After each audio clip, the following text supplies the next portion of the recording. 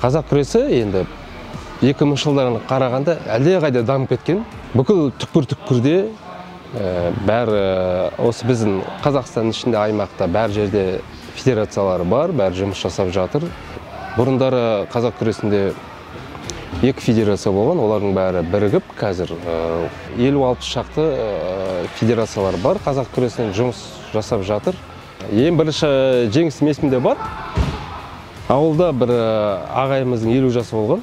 Сол 50 жаста мен 32 килограммда бірінші орын алдым. Сосын 35 килограммда бірінші орын алғанды шақырып, екеуміз күрестірдік. Сол жерде күресіп мен оны жеңгенде маған осындай совет кубогын берген. Әлі күнге дейін үйде тұр. Мысалы, сол ең бірінші менің жеңісім.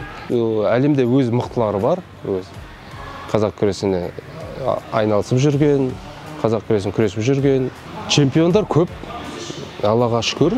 Әлем чемпиондары қаншама, одан қалды мынау Қазақстан барысын ұтқан чемпиондарымыз қаншама. Мен бір-екі оны атап айтып кетейік. Әлем барысын ұтқан чемпионымыз ол Айбек Нұғымаров, білесіздер, әлемнің 4 дүркін чемпионы.